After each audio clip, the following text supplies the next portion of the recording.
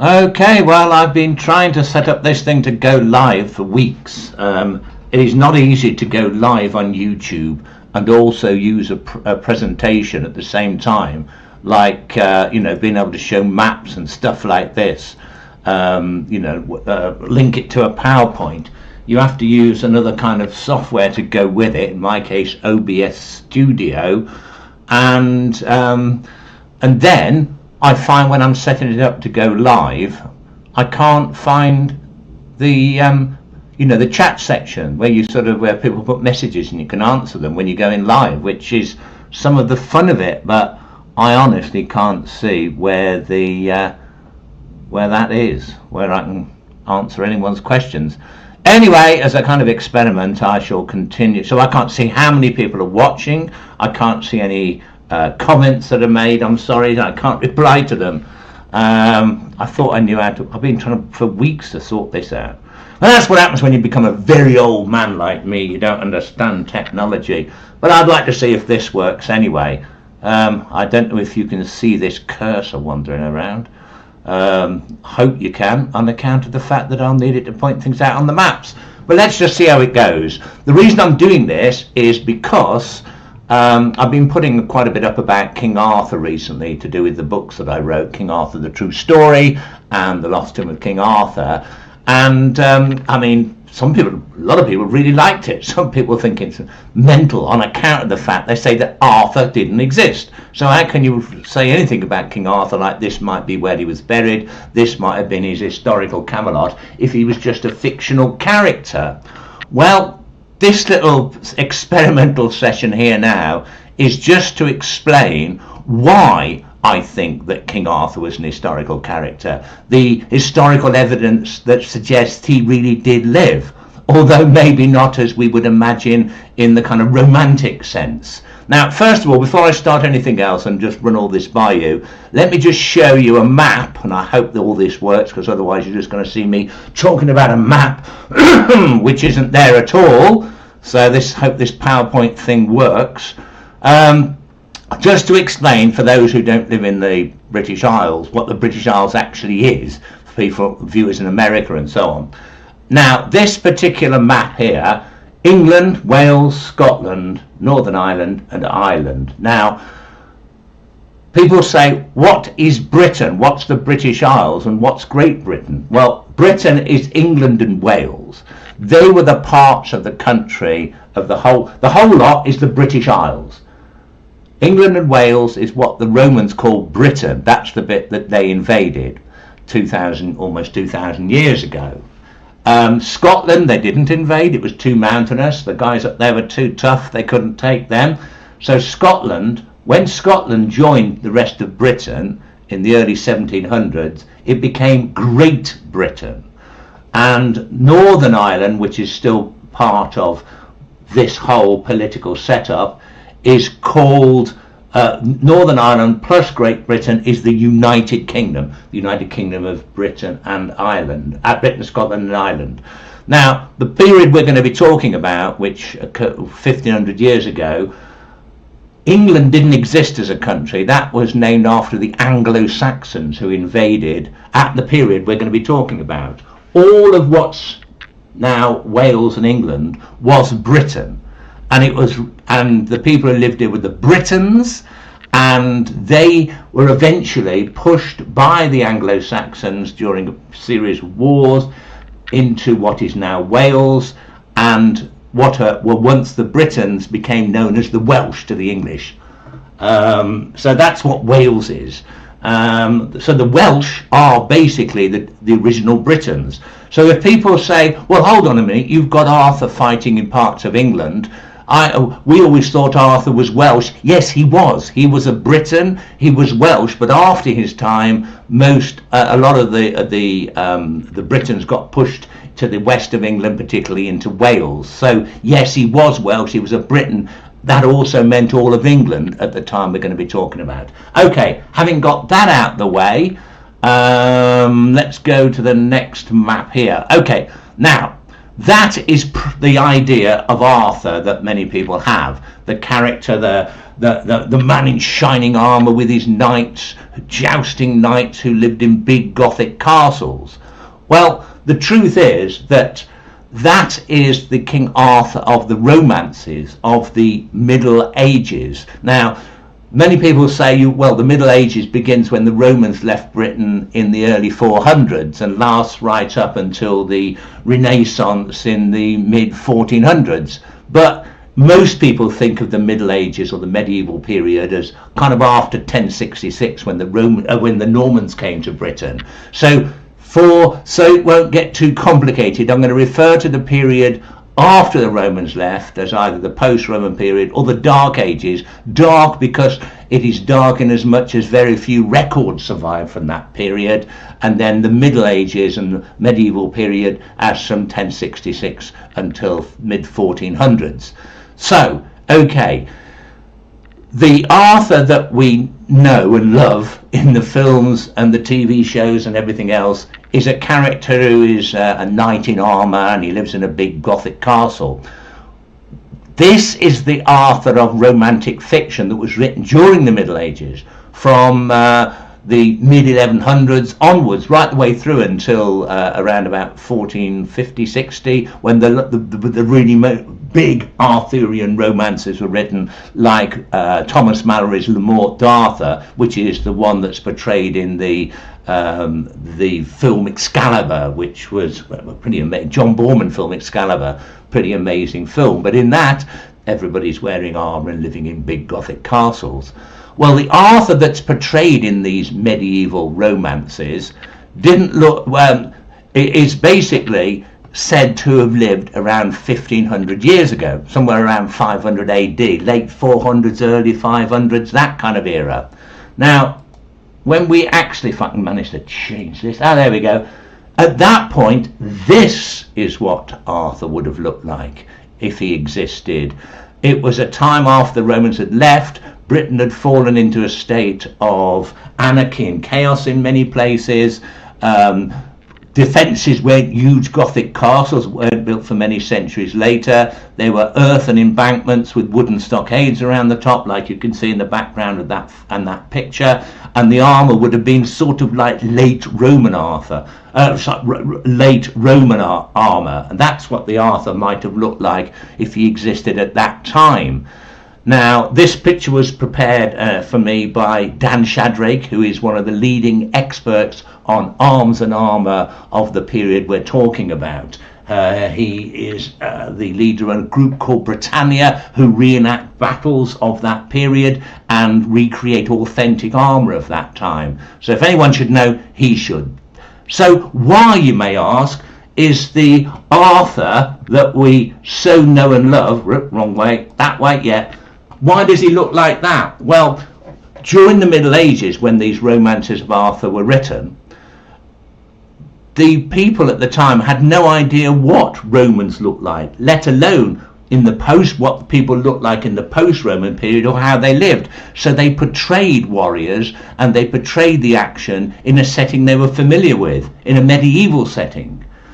If you actually look at paintings that were done at the time of, say, the crucifixion, the Roman soldiers aren't dressed as we now know Roman soldiers dressed, but they're dressed in the kind of armour that people would have had in the Middle Ages. They put all these ancient stories, whether it's myths from Greece and Rome, biblical stories, in their own context, which is all they knew.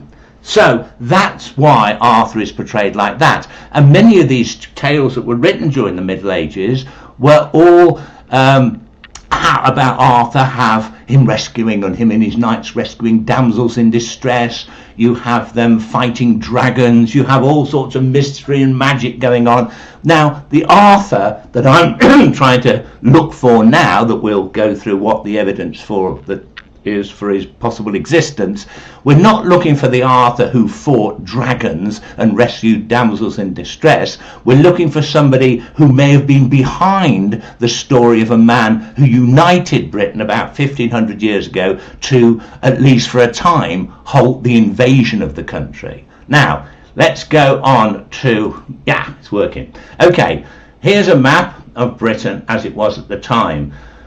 The Romans left 410 AD, and then Britain over the next few decades collapsed into a state of anarchy, pretty much. It broke up into lots of separate kingdoms, and they were pretty much warring with each other. This allowed people from other countries, from Ireland for example, for raiders to cross the sea and raid the west coast of Britain. The Picts in Scotland came crushing across Hadrian's Wall and occupied cities like York in the north of England, because Hadrian's Wall, the wall in the north of England that defended the Roman conquered part of Britain from the Picts in Scotland, that was no longer manned, and so consequently the Picts were raiding the north. But the biggest threat by far was from the Anglo-Saxons, from what is now Germany and Denmark. And you can see there on that map where the Angles and Saxons came from, and they were invading the east of the country. So that's giving you an idea of the kind of period where the story of Arthur was set. Now then, here we go. That's what you imagine that Arthurian wars looked like, but they would have looked more like that if Arthur really did exist around 1500 years ago and was battling the Anglo-Saxons and other invaders of Britain. So, where does the evidence actually start that there may even been somebody? I mean, the first person to write about Arthur with any great detail about him and start the whole romantic idea of Arthur off was a man called Geoffrey of Monmouth, who wrote about 1135 AD. Now, I know I'm supposed to say AD 1135, but everyone says 1135 AD. Some people say CE. In fact, when I said CE about dates on one of my posts about King Arthur, a lot of people really got annoyed about it, saying I should still say AD, which stands for Anno Domini, in the year of our Lord. I suppose if you're a Christian, you would prefer it that way. So I'll use AD. Basically, AD starts off at the year they think Jesus may have been born, and that's the one. That's why it is the year 2025 now, because it's supposed to be 2025 years since he was born. Anyway, going back to, so Geoffrey of Monmouth starts this off in 1135. Now, many people think that Geoffrey just invented the entire thing, but he didn't. Now, what I'm going to show you now is the actual evidence, the actual historical documentation.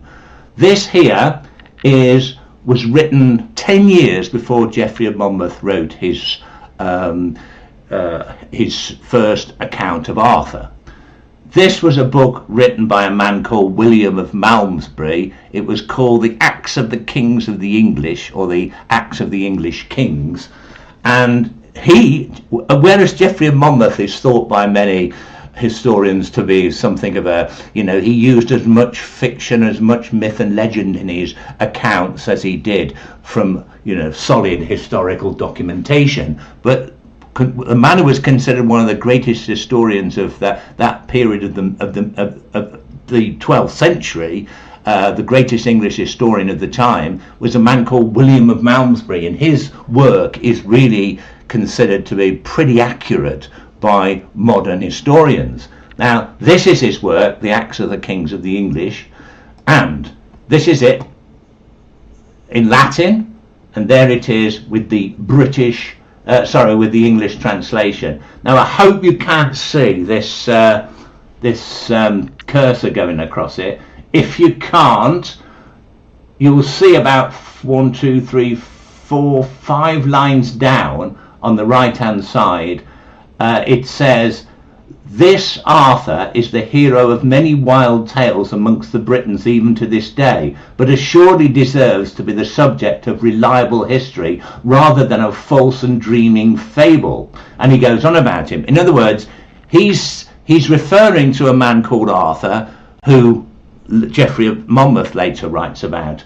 So he knows about him 10 years earlier. He's talking about him living around about 1500 years ago. He's talking about him living at a time when two brothers called Hengist and Horsa were fighting in Britain. They were the Anglo-Saxons. And he also talks about a man called Vortigern, who was the British king.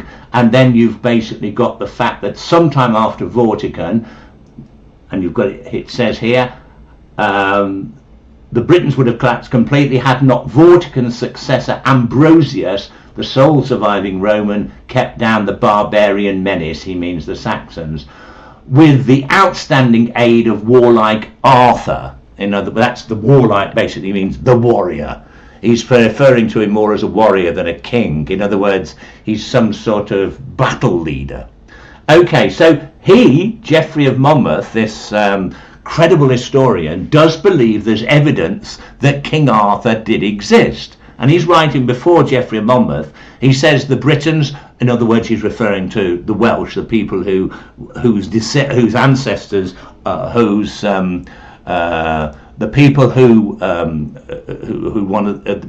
ancestor Arthur was, that they told many exaggerated tales about him, which seem to be these things that Geoffrey of Monmouth picked up about to make the kind of exaggerated Arthur we all know about today. But he thought that William of Malmesbury thought there was evidence that he had seen in documentation that no longer exists, but he was convinced that he was a real figure, and he fought sometime during the same period as a man called Ambrosius, and also when you've got the Saxon brothers Hengist and Horsa fighting, and a character called Vortigern had lived shortly before that time. But then this is written way after the events took place. So the question is, I've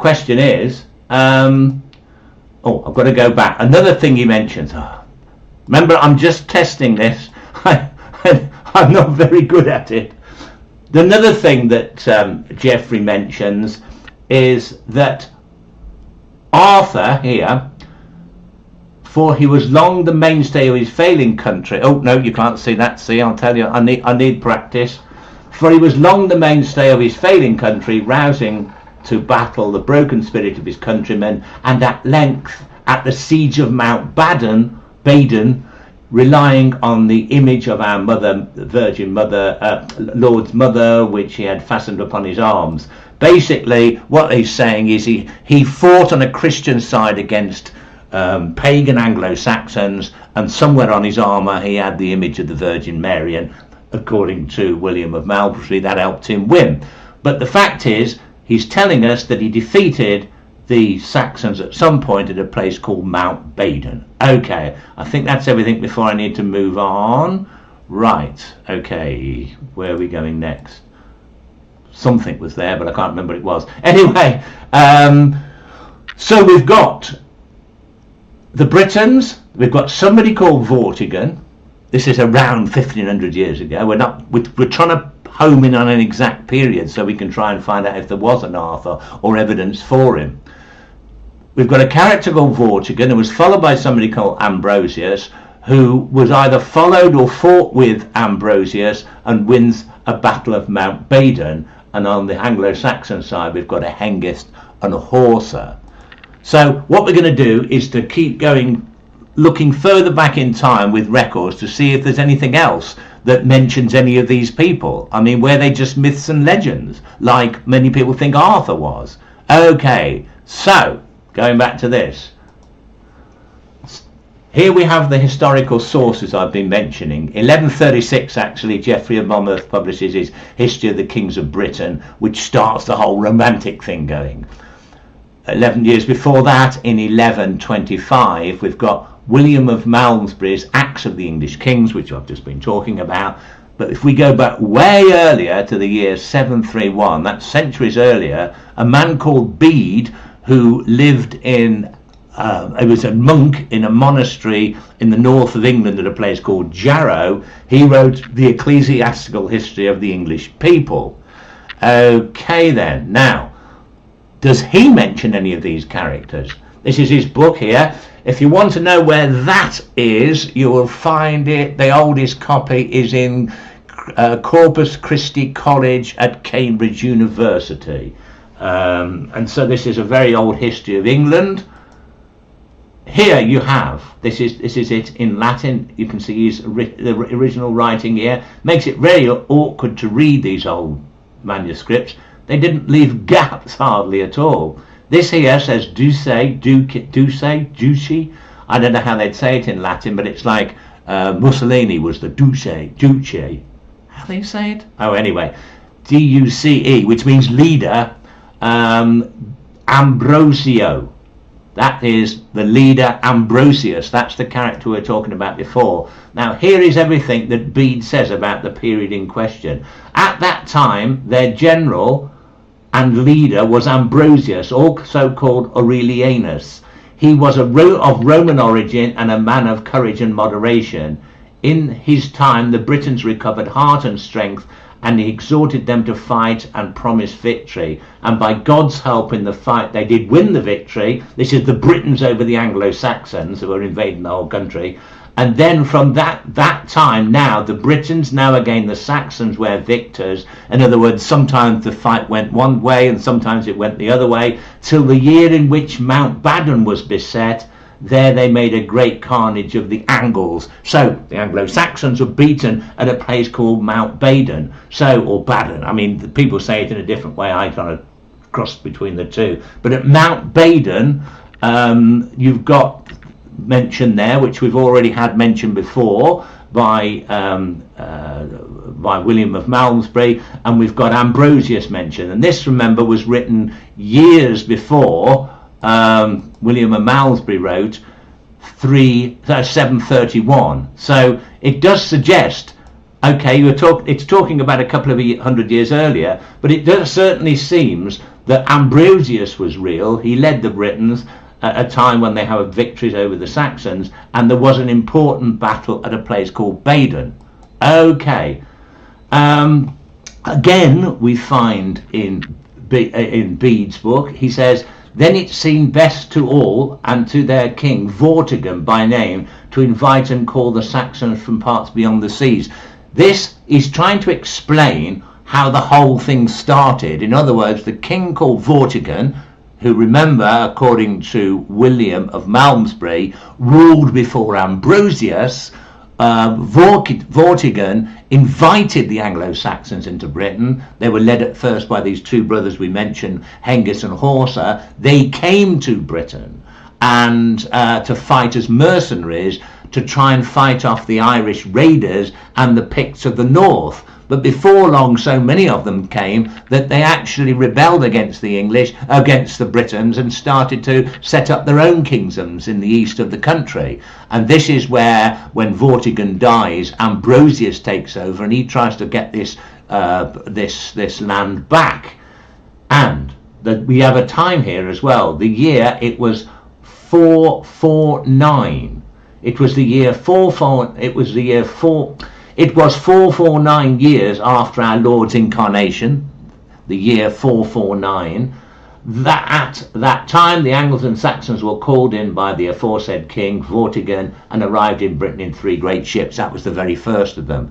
So there we've got a situation now, the historical context, that in 449, a few decades after the Romans left, Anglo-Saxons started to arrive in Britain. Soon after that, they're actually rebelling and they're setting up their own kingdoms. There's a war between the Britons and the Anglo-Saxons. Vortigern dies sometime after 449, and then a man called Ambrosius takes over. And if William of Malmesbury is to be believed, Arthur was fighting with him sometime in the late 400s.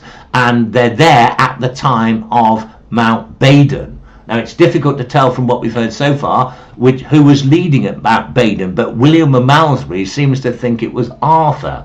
Okay, let's go a bit further. What do we got next? Okay, there we go. Hengist and Horsa mentioned again.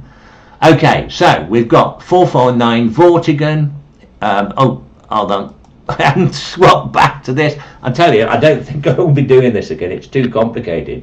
Yet alone if I have to also answer questions and start getting involved in back and forward messages if I manage to get that going. Anyway, let's just see how it goes. Right, okay, we've got the Britons and the Anglo-Saxons. On the one side, we've got 449. Vortigern invites in Hengist and Horsa. They're the leaders of the Saxons. They rebel. After Vortigern's time, there's an Ambrosius and then an Arthur, who, if William of Malmesbury is correct, wins at the Battle of Mount Badon. We've got Ambrosius mentioned. We've got the Battle of Badon mentioned by Bede, but he doesn't tell us anything about who actually leads there. So at the moment it seems like there's a man called Arthur doing it. Okay, right.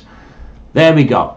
The sources we've been examining so far: Geoffrey, William of Malmesbury, Bede there, 731, and then we've got the Anglo-Saxon Chronicle, the next one we're going to look at, another historical source for the period, in 880. Now, before I go any further, I think perhaps I ought to explain why there are so few actual historical documents survive from this period. I mean, for example, in the period, say, of the Romans, and then in the medieval period, there's plenty of documents about what was going on. Why weren't there many that survived from the period after the Romans left? Well, the reason is because when Britain fell apart into various warring kingdoms, the industry in the country fell apart. And this might sound silly, but in the Roman time, people were making ink, they were making parchment, they were making various things to write on, like paper and other, and they had also sorts of ways of writing and recording things. Well, when the country virtually collapsed into anarchy, no one was making these things. The only places that had the wherewithal to write down what was going on was in monasteries, and generally speaking, monks in monasteries were only interested in writing down religious things. Bede was a monk in a monastery, but he also was interested in writing the ecclesiastical, the church history of the English people, in other words, the Christian history of the English people, which also included what they were doing and some of their battles and so on and so forth. So he does write a little bit about it, but most people weren't writing anything at all. There wasn't schooling going on. A lot of people couldn't write, but more importantly, those things that were written, because I mean, you've got somewhere like Rome or Greece or Egypt, documents can survive there because the weather is dry. This country is not dry at all. It's one of the wettest places you can go for your holidays.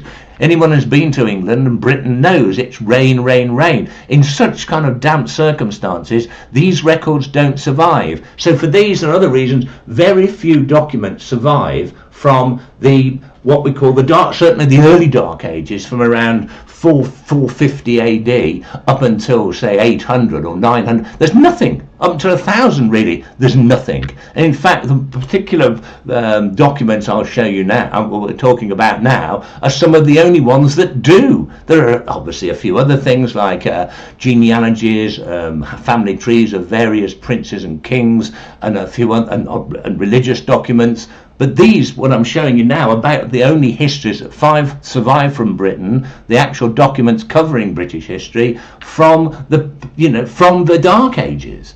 Okay, so let's go back to what I was just showing you.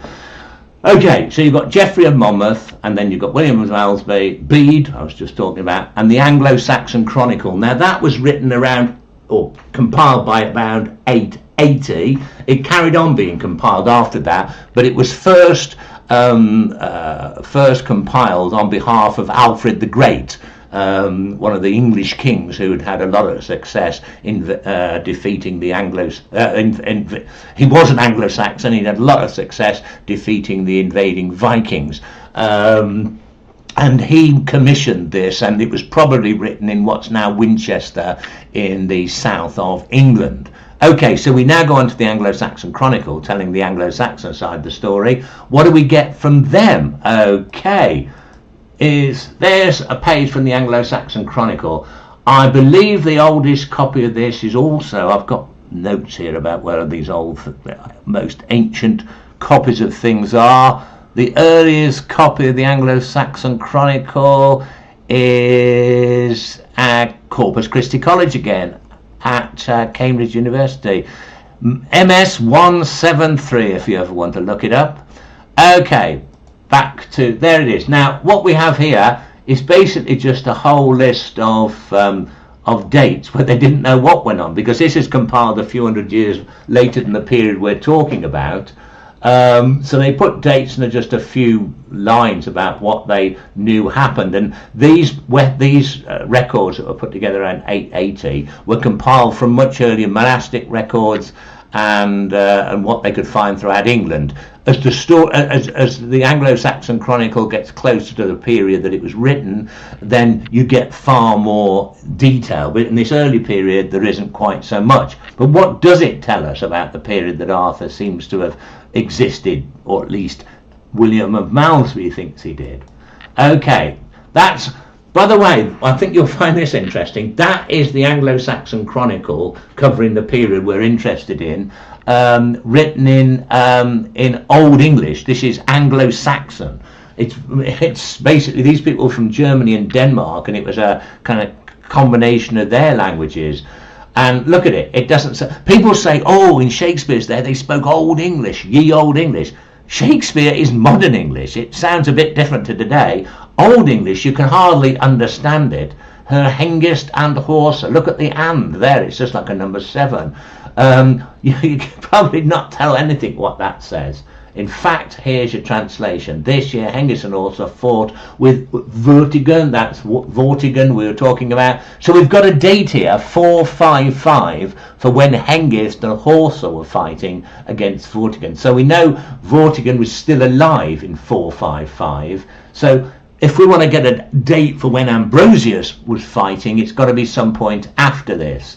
Hengist, and we've also got mention of another character here, difficult to pronounce. There's various versions of the Anglo-Saxon Chronicle try and write it in different ways, but Orch is probably the nearest. Orch is probably his name. Some people pronounce it Ersk. Orch it seems to be. I'm not very good at pronouncing these things, but anyway. So, okay, we've got this, and we've got another character, Orch, and we've got some dates here. So what are we able to do? This year, Hengist and Horsa fought with Vortigern, we know this, and down here we've got year Orch succeeded to the kingdom and was king of the men of Kent 24 winters. So he survived 24 years as king of Kent, which is in the southeast of England, and that is the son of Hengist, who seems to take over as king of the Saxons in that area after his father dies in 488. So we've got some dates here we can start adding to things. Okay, we've got the Britons and the Anglo-Saxons. 449, Vortigern is when he invites Hengist and Horsa in. Hengist has a son called Orch, and 455, Horsa dies. We know that, we just read it. After 455, therefore, Ambrosius is ruling the Britons, or leading the Britons. 488, Orch becomes king, and at some point, if William of Malmesbury is right, Arthur wins the Battle of Mount Badon. Okay, what else do we know? Okay, we now go in to look at yet another historical document, and one, because you probably noticed so far, none of these characters are mentioning Arthur. Now, there's a good reason why a lot of these people aren't mentioning Arthur. In fact, they're mainly Anglo-Saxon records. The Anglo-Saxon Chronicle and Bede. He was an Anglo-Saxon monk up in Northumberland.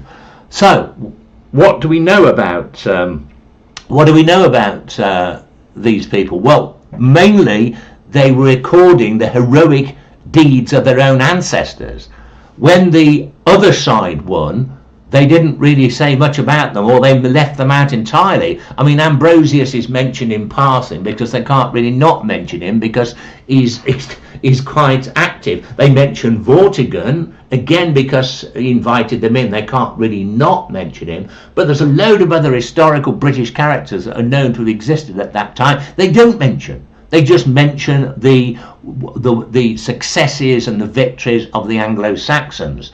So, anyway, going back to this, what am I talking about? Ah, yes. So we've got all the historical sources we've been talking about. Now we add another one, Nennius. Now, Arthur has been absent in a lot of these sources we've been looking at so far, but Nennius is the oldest historical reference to Arthur that places him in an historical context. There are one or two mentions of him by name and one or two legends and myths that survive in Welsh poetry and so on. But this is the oldest historical reference to Arthur that still exists. in any kind, placing him in any kind of historical context. Written by a monk called Nennius, who came from the Abbey of Bangor in North Wales. He wrote the History of the Britons. What's interesting about Nennius's History of the Britons is that he actually says himself, he says, I'm no great historian, but I want to put together a history of our people. There's so many histories of the Anglo-Saxons, our lot don't get a mention. So he says that he's literally heaped together what he can find from chronicles of the Holy Fathers, from Roman records that still survived in Rome, which had managed to survive onslaughts by all sorts of Rome was the centre of the Catholic Church now. And because a lot of what the Romans used to call barbarians, the Gothic tribes, the Goth tribes that had invaded Europe, because they became converted to Christianity, Rome was basically spared and became what the Vatican City now still is, a separate country from Italy. And it was kind of like that then. It was the place where the Roman Catholic Church was in charge and the Pope ruled from, and there was records there that Nennius managed to get hold of, and he managed to get hold of various monastic records and other bits and pieces, and he put together a history of Britons. Now some of it clearly is legendary, but where it comes closer to his time, he does distinguish. He says these are the legends of the Britons and these are the legends of the Saxons, but this historically happened. And interestingly, he refers to Arthur in a completely historical context. Now he's writing a few hundred years, 330 years after, 300 years or whatever after the period Arthur existed, but he's writing literally 8, 9, 10, 11, over 3 centuries before Geoffrey of Monmouth is, according to some people, supposed to have made Arthur up. Well, he clearly didn't. Okay, now here we go on to the next thing. Here's the page from Nennius's book, basically Historia Britonum, British History, is what that translates as. He mentions Arthur here. There he is. Arthur. So anybody who says, oh, well, Geoffrey of Monmouth made Arthur up, he was basically made up by writers, romantic fiction writers in the Middle Ages, it's not true. You've seen the evidence here. That doesn't prove Arthur existed, but it does show that people thought he was an historical character back in 830 when Nennius wrote. And remember, he says he's taking his stuff from something much earlier. I don't know if I actually showed you that then. Again, this is very difficult until I get used to it, to keep going back forwards from the presentation PowerPoint back to my own image. Okay, there you go. 3 times. Arthur. He's mentioned by Nennius. So what does he actually say? Well, here, if I can find it, here's the there it is in Latin. He writes in Latin. But here it is in English. In that time the Saxons strengthened in multitude and grew in Britain. On the death of Hengist, Octha, his son, passed from the northern part of Britain to the kingdom of the Kentishmen, and from him arise the kings of the Kentishmen. That has got to be the Octh that I've been talking about, that the Anglo-Saxons described. Clearly this man who is Nennius, a Briton who speaks Latin and Brythonic, the language spoken in Britain at the time, doesn't really know how to pronounce the Anglo-Saxon name or write it, Octh. So he writes Octha. It's in the same way as we say today, we say Paris rather than Paris. So that's the son we saw earlier, who we saw, I think, did we say he died in 4...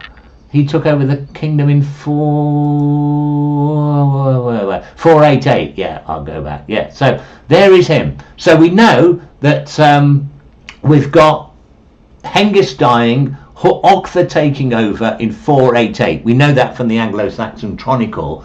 And what does Nennius tell us? Then Arthur fought them in those days with the kings of the Britons, but he himself was leader of battles.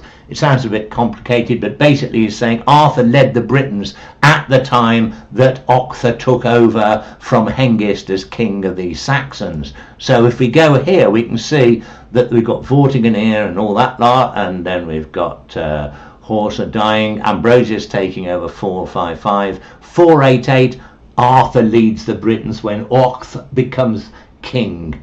So now we've got an actual historical time for Arthur, and good reason to think he exists. So people might say, well, don't you think that Nennius might just be talking about a guy who was just a myth or a legend or fought dragons? No, all he simply does is he lists 12 of his battles in which he was successful. He talks about in carrying the image of St. Mary the Virgin, in other words telling us that he is a Christian, just like Bede talks about Ambrosius doing at one point. And what's really interesting, the 12th and most successful battle was on Mount Badon. Again, it says, in which 960 men fell in one day from one attack by Arthur, and no one overthrew them except him alone. And people say, well, Arthur couldn't have slain all those men. The way that translates, and the way that people wrote back at that time, other writers writing at that time, especially monks, religious writers, ecclesiastical writings, refer only to the leaders. Basically, only his contingent and no others, only the contingent perhaps from his kingdom was helped by no other contingent to defeat the people on Mount Badon and take the position of the Anglo-Saxons, 900 of them. It doesn't mean he did it all himself.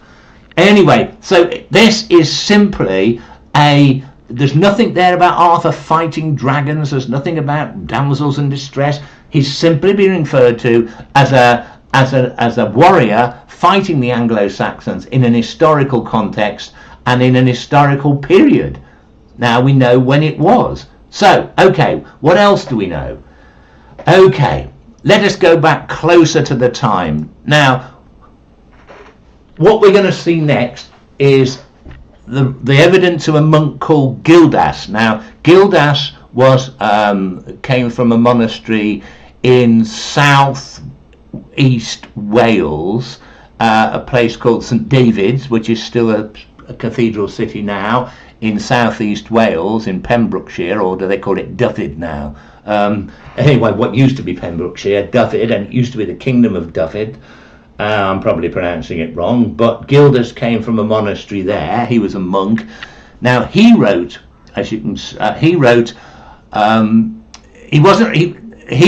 we know he wrote around, well, pretty much 544 AD. The reason we know this is because there are references to events taking place that are recorded in the history of the Roman Church in Rome from visitors to Britain that we know happened in particular years, so we know he must have written in 544.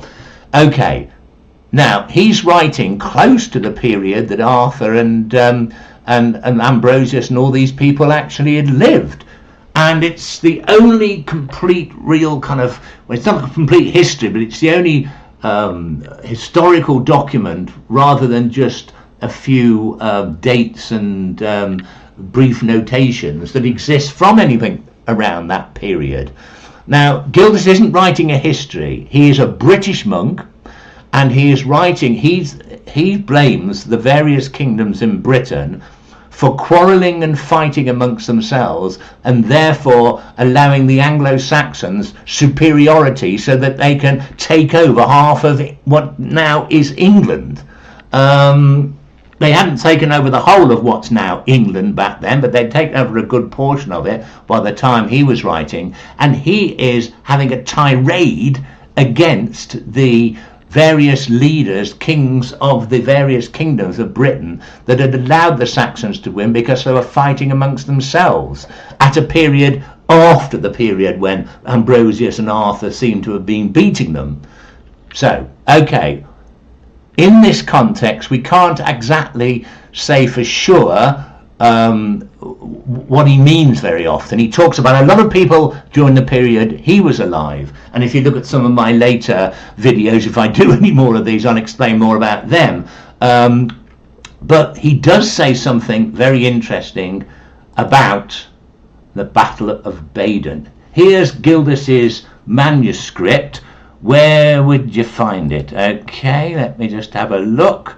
I can't keep all this stuff in my head. It's called On the Ruin and Conquest of Britain. That's the English title of it. And the oldest copy is called Cotton MS Vitellius AV1F14, and it's in the British Library. So I'm trying. The reason I'm doing all this is because people have said, "Oh, there is no such thing as Arthur. How do you even know he existed?" Before I even talk about who I think Arthur is, and that'll be in another one of these things, I hope, or where he might have come from. Let's just show why I even think it's worth investigating him. That's why I'm going to the trouble of showing all these documents and telling you where they are. Okay, here we go. So I don't know if I just showed you that, but there is it. That's the Nennius. Gildas is how it survives. This particular one got half burnt somewhere, and they've had to stick all the pages on other pages back in the 1700s, I think. Anyway, what does it say? Okay, there is it. This is the relevant part in Latin that refers to Ambrosius Aurelianus that we know Bede spoke about, and some of the others. Okay. Here was what he says. So that they might not be brought to utter destruction, he's talking about the Britons, they took arms under the leader Ambrosius Aurelianus. Now this Ambrosius Aurelianus, by the way, we've mentioned him quite a few times. Some of the sources, the Roman sources, refer to him as Ambrosius Aurelius. I won't go into all those now because there's nothing. It tells us no more about this period than what we're knowing here, and it doesn't mention Arthur. But it's probably comes from the Aurelius. That, you know, if you've seen the film Gladiator, the good emperor at the beginning, he is Marcus Aurelius, and many members of it, many descendants of his, held high positions in Rome. Now, it seems that this Ambrosius was a member of that high-ranking family, and he says here, a modest man who of all the Roman nation was then alone in the confusion of this troubled period, by chance left alive. His parents, who for their merit were adorned with the purple, have been slain in these same broils. Basically what he's saying is his parents wore purple. They were of the royal family. Purple was the colour of emperors. They were related to the emperors of Rome. So this is where the Aurelius bit comes in. They died in this. It doesn't mean to say he came all the way from Rome. He was one of the last of the Romanized Britons, or the people from Rome who were living in Britain. Now, before the Romans left, most of the Roman activity went on in the towns, the walled cities. In the heathland outside, people carried on doing what they normally did before the Romans came, the Celts. In fact, when the Romans became Christianized, they started to refer to in Britain, the Christianized Christians, the Christianized Romans in the towns and cities began to refer to the people on the heaths as heathens, those who still followed the old pagan ways. In fact, the word pagan comes from the word pagus, which means country dweller. So anyway, so they were all so the Romans were living in the towns. When the Romans left in 410 AD, they had to be, the Rome was being attacked by the Visigoths, and the Emperor Honorius needed to, hold on, you're not seeing my face, are you? Gosh, I will get used to this if I should do it again. Okay, here we go. Okay, the Emperor Honorius decided he wanted to withdraw troops from all over the empire to defend Rome against the Visigoth invaders, and so he took the last troops out of Britain. And it wasn't long, that was in 410, it wasn't long before the whole, before Britain fell into a, well, it's something like what happened in Yugoslavia after the collapse of communism there. There was no central law, and it broke up into lots of separate countries that began to fight each other, and this is what happened in Britain. And very quickly it was realized that defending Roman cities and Roman towns without a proper army was impossible. So people started to go back to living in the countryside and reoccupied hilltop fortifications. There were many many Iron Age hill forts in Britain. They were on top of hills. They had there was embankments, and on top of the embankments there were wooden stockades. That's what it used to be like. Obviously the embankments are left. They refortified these, built new stockades, and that's where most of the new British the towns of the Britons were. So they were living in hill forts now.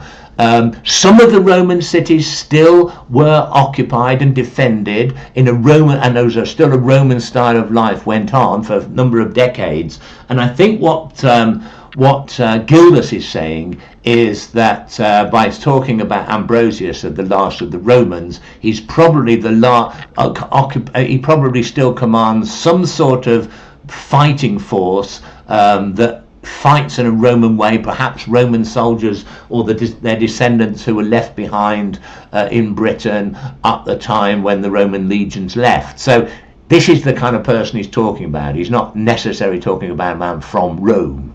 Okay, so that's so we'll go back to that again. So okay, after this, sometimes our compatriots, sometimes the enemy were victorious. Again, he's saying the same thing as Bede said before. Sometimes the Saxons won, sometimes the Britons won. And this continued until the siege of Badon Hill. Again, he's mentioning it. Now, what's amazing about this is if anyone thinks, well, maybe this Badon Hill that we know from Nennius was what was Arthur's greatest victory, maybe it was just made up. Well, this monk lived within living memory of the event. It's not sort of talking about something that, that he's read somewhere, that somebody else has copied down. He lived when people were still alive that knew about this. So he says, this continued until the siege of Badon Hill, when took place the last but not the least slaughter of our foes, and this was the 44th year. This I know, with 1 month of this time having passed, and it was also the year of my birth. Why does it sound so awkward? Well, this man's native language would have been Brythonic, which would have been a kind of cross between, which is a Celtic language basically, with some Latin bits thrown in, and it eventually developed into what is modern Welsh. Latin was something that they used to pray and to write in, but it wasn't the language he normally had conversations in. So that's why the language seems quite awkward with a lot of these monks who wrote about history during the Dark Ages, like we find with Bede too. But his native language was Old English. Okay, so what does he mean? And this was the 44th year, this as much as I know, with 1 month having passed. And it was also the year of my birth. Basically, what he seems to be saying is this was 44 years ago, 44 years and 1 month before the time of his writing, and he knows it because it was the year of his birth. And then we know that Gildas wrote in 44 AD. So when is the Battle of Badon? 500 AD, if we are right about this. But he also, because he was alive at the time when people were alive that knew of the Battle of Badon, it has to be a real battle. It doesn't say that Arthur, he talks about Ambrosius being in charge before. He doesn't tell us who was in charge at Badon Hill. But we do know from Nennius that it was Arthur, and we know from a couple of sources early on. We know, a couple of sources earlier on that we were talking about that Ambrosius takes over from Vortigern, and we know from and William of Malmesbury tells us that Arthur took over from Ambrosius. So all that put together, I know it sounds a bit complicated, but Britain's Anglo-Saxon 449 Vortigern. In charge of the Britons, Hengist and Horsa, Hengist's son Octh. After 455, Ambrosius leads the Britons. We'll establish that. 488, Arthur leads the Briton. Hengist dies and Octh becomes king. 500, Arthur wins the Battle of Mount Badon. So we've actually got a period of time now when he seems to have really existed. Now, what's that all about? That's the same thing, isn't it? I've added in major defeat of Anglo. Now, from when we put together, let's just put my face back up here again. When we put all this stuff together, everything we've learned, we begin to realize that what's happened is that The Anglo-Saxons have come to Britain in 449, invited by Vortigern. More of them come here. They establish their own kingdoms. They start fighting the Britons. Ambrosius opposes them. At first, the Anglo-Saxons are winning battle after battle and taking more and more of the country. And eventually Ambrosius kind of halts this invasion. Then Arthur takes over and he pushes them back and wins a major battle. Now, what do we know of this period of time? We certainly know from the Anglo-Saxon Chronicle that there's hardly any, after recording a number of great victories and pushing across the country, they don't record any major victories apart from a couple of skirmishes down on the south coast for a good couple of decades after 500 AD. So it does seem that somebody had managed to stop them. Now, we have got no other name of anybody that was involved at that time and winning this major battle at Badon other than Arthur. Now, put back to that. Okay, wonderful. Okay, so before I say anything else, just having a look finally at the context that Arthur's in. Is there anything archaeologically or historically about the period when he seems, we know the dating now, is there anything then that suggests that there was a leader, a powerful leader like Arthur, who united all the Britons together, as we're told he did, and fought the Anglo-Saxons and held their advance? Is there evidence for that archaeologically? And remember, the Arthur we're talking about looks something like that picture there, not the knights in shining armour. That's your kind of Arthur we're talking about, a Dark Age warrior. Okay, let's go to the next. Okay, so I showed you this before about where the Anglo-Saxons were coming from and invading Eastern Britain. Then what happens? Oh God, messed up again. This is about the time that Arthur takes over the Britons. Sometime, what was the date again that we'd got down there? In 488, when Octha, as Nennius calls him, becomes king. Okay, that's when Arthur takes over. When Arthur takes over, the Anglo-Saxons have already established all their own kingdoms here. We know this from the Anglo-Saxon Chronicle and all sorts of other records that refer simply to the kingdoms. Okay, all the ones in italics are Anglo-Saxon. The ones that are not in italics are the British kingdoms. Here are a few places I've mentioned, but don't worry about where these are at the moment, what that is at the moment. Okay, so you've got half the country. That Britain is kind of pretty much half and half, and the Saxons are pushing, Anglo-Saxons are pushing ever to the west. Now, what happens? Where is Badon for a start? Now, this is an interesting point. A lot of people have Badon being all over the place, but it's probably thought to be somewhere, hold on, there's your map again, somewhere there, somewhere near the Bristol Channel, somewhere in that, maybe a bit further to the east, maybe a bit further to the west, or maybe a bit further north or south. The reasons being that archaeology has shown that that's about as far as the Anglo-Saxons got at this time. Now, how do we know? Because of the style of pottery that we find there. In other words, unless the Anglo-Saxons had actually invaded or had settled in that part of the country, we wouldn't be finding Anglo-Saxon pottery from that date. We wouldn't be finding Anglo-Saxon coins from that date. And it's by the coins and things like that that we can actually date when they were dropped there or when they were buried with people, and we wouldn't find Anglo-Saxon clothing and weaponry. So we know that they got that far, but where exactly was Badon? Well, I think that it was in the city or near the city of Bath. The reason being that the word Badon in Welsh, Bathon, spelt B-A-D-D-O-N, and also in Brythonic, the language spoken at the time, means a bath. Now, what happened very often as the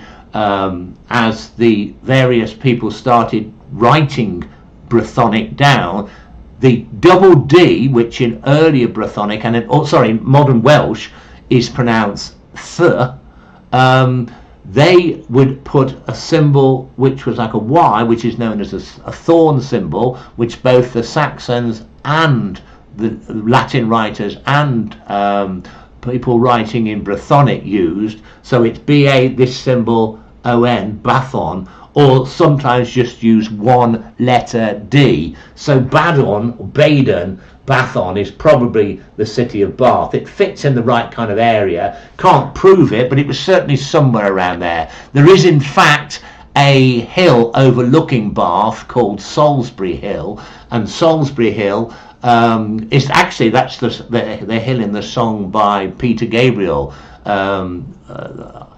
when he's looking down on the city lights, and so he lives somewhere near Bath, and he writes about Salisbury Hill.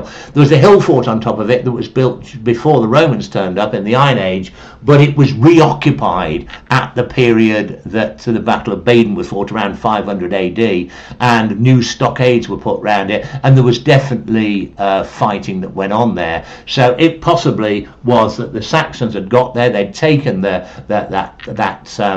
fort, and Arthur took it back. Now, okay, it might, if it wasn't Bath, it was somewhere in that area, because they'd almost got, it was a very important battle, because if you have a look at the map, if the Saxons had just got a bit further to the west, they would have literally reached the sea and cut the British forces in half.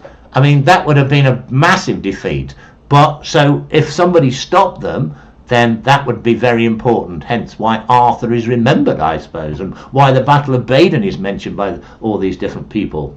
Okay, so then we go on to, were the Britons successful? Did they push the Anglo-Saxons back like Nennius and Gildas and the others say? Well, yes, because what happens is the archaeologists have now found that these various embankments and fortifications, fortified dikes and ditches, as they're called, embankments and ditches, King Lud's Bank in Lincolnshire was built to defend against raiders from the North Sea, people coming there. Now, that is much further to the east than the Saxons were, and these were built, by the way, in the first couple of decades of the 500s, so after the time of Badon.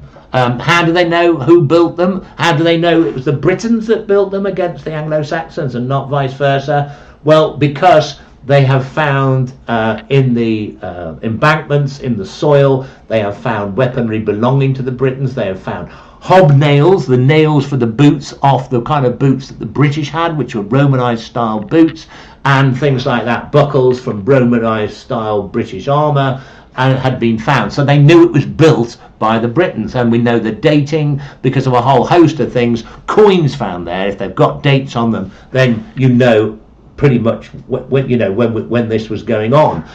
There's also the kind of pottery changed very quickly at that time as these wars were going on, and they can tell the style of pottery, they can date it pretty accurately that way. Of course, you can do radiocarbon dating and thermoluminescence, which is dating pottery, but that's a scientific method, and it's kind of only accurate to within about 50 years. But these other things that I mentioned give a good probability that these fortifications were built by the Britons against the Anglo-Saxons, and the period in time shows that they were built after the Battle of Badon. In other words, when the Anglo-Saxons were being pushed back.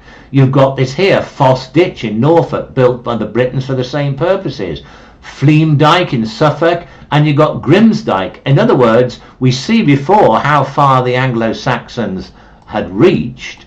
Hold on, that's nothing. Where are we going? Okay, you can see where they had reached to. Now what's happening? They've come all the way across here, and in fact before that they were establishing kingdoms all through the east of Britain, and now you've got the Britons having pushed back to here. So unless at the time, some very powerful British leader had been able to organise all the British kingdoms to fight together and push them back, and to organise all this, to organise this joint project of building these defences.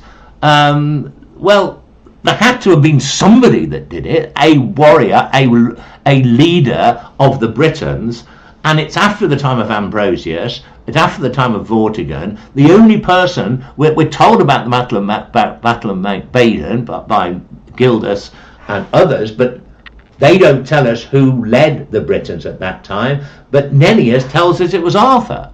So this is probably why later on somebody like William of Malmesbury thinks there's good reason to believe that Arthur was an historical figure, although he's not this person who fights dragons and rescues damsels in distress. So this is what I'm saying. There's good evidence to suggest that somebody like Arthur did unite the Britons to defeat the Anglo-Saxons around the year 500. And over the next 20 years, the country was able to push back the Anglo-Saxons. Didn't get rid of them entirely.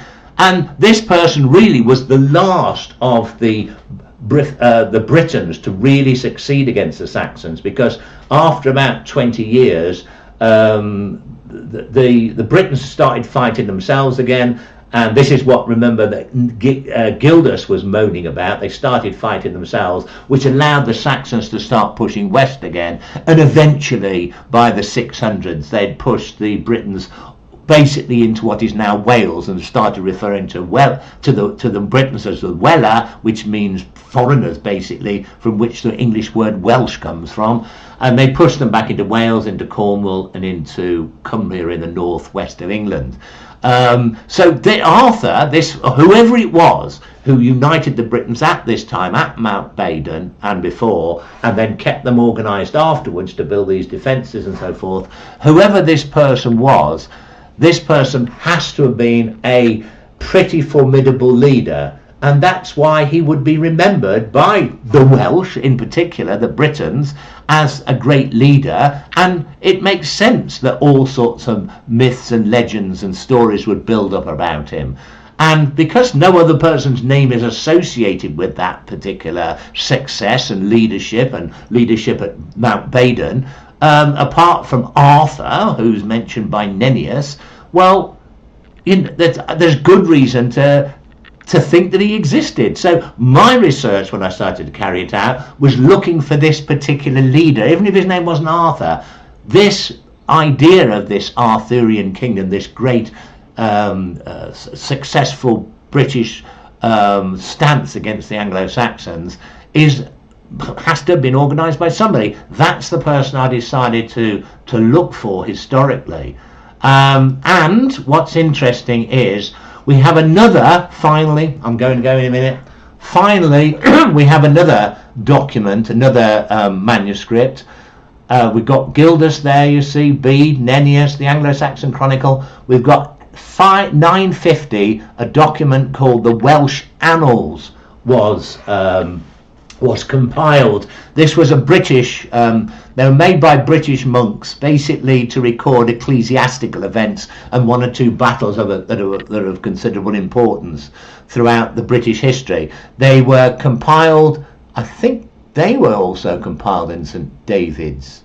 Hold on, I said Gildas came from St. David's down in south east Wales. No, the Welsh Annals were compiled in St. David's in south east Wales. Gildas came from somewhere near Chester, or on the border between England and Wales. Sorry about that. The Welsh Annals, or the Annals Cambriae, I think you say it in Latin. The Welsh Annals were basically compiled from earlier monastic documents that still survived around 950 AD, and interestingly, they mention Arthur. They're another Dark Age manuscript that actually mentions Arthur. Now, there's the page for the Welsh Annals. If you want to know what that is, I'll show you the page in a second. Sorry, you just stole my face still. The Welsh Annals are in the British Library. They're in a manuscript called Harleian. Hold on, I'll tell you exactly where it is. It's well, you can look it up online. Can I find you? No, I seem to have lost my my notes there. Yeah, it's a Harleian 3 something, but it's in the British Library, and this here you will see the page, relevant page. Here we've got a whole load of date. The AN means annus, year.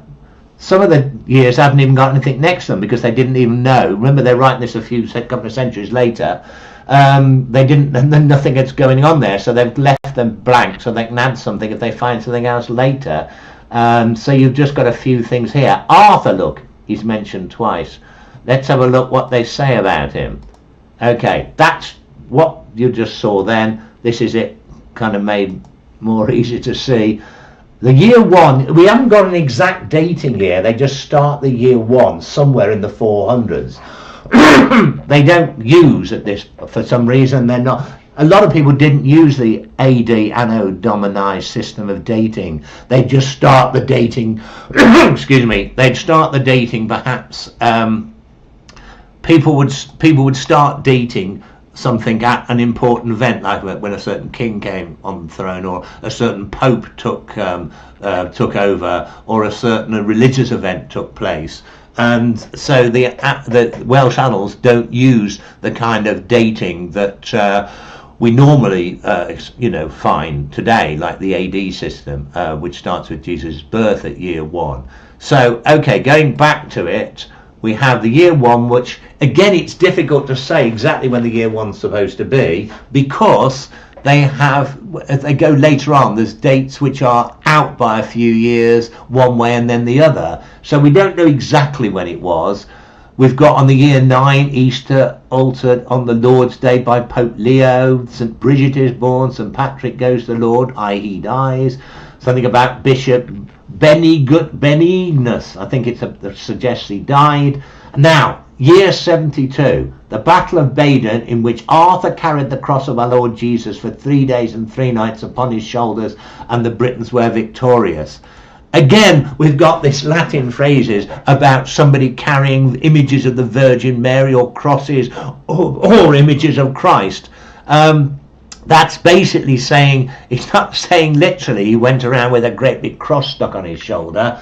It's saying that it's telling us that he had the power of the Lord with him. He was a Christian fighting against pagans, because if he was still from a Romanized background, which Ambrosius, his predecessor, certainly was, he was probably a Roman Catholic Christian. But we won't go more into that now, because that's another story. But what's interesting is in Brythonic and in Welsh, the word for shoulders is very similar to the word for shield.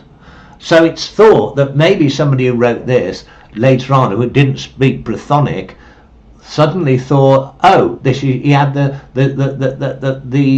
cross was on his shoulders.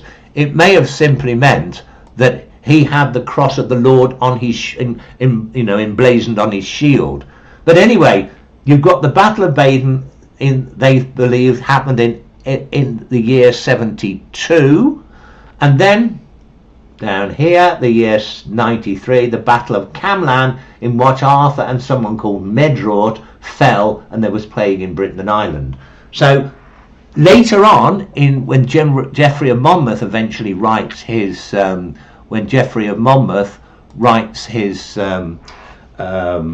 his first kind of Arthurian romance, if you like, he has Arthur's last battle at somewhere called Camlan, except he spells it with one M, but that doesn't matter, there was no consistency with spelling in those days.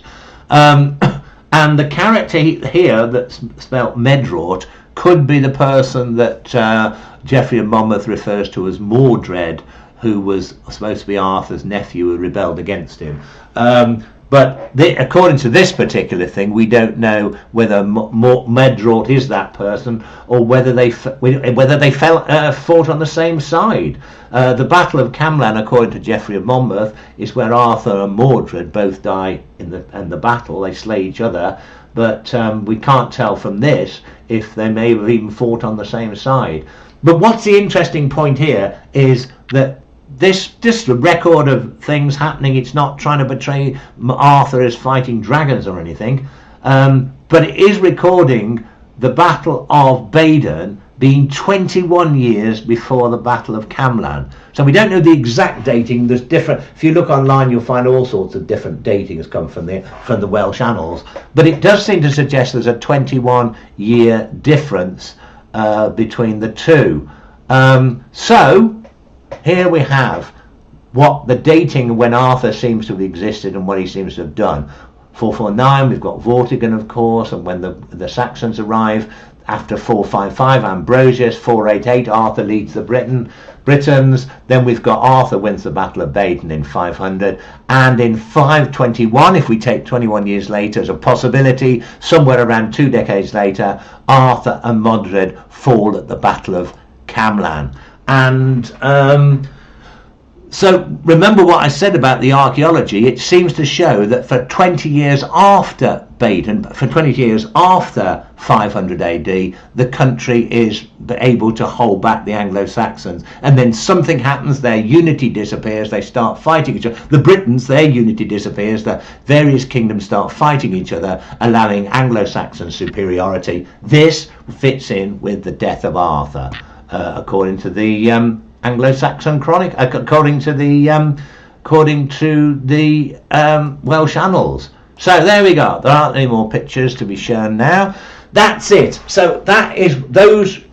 What I've tried to show you is basically why I think that there was an historical person.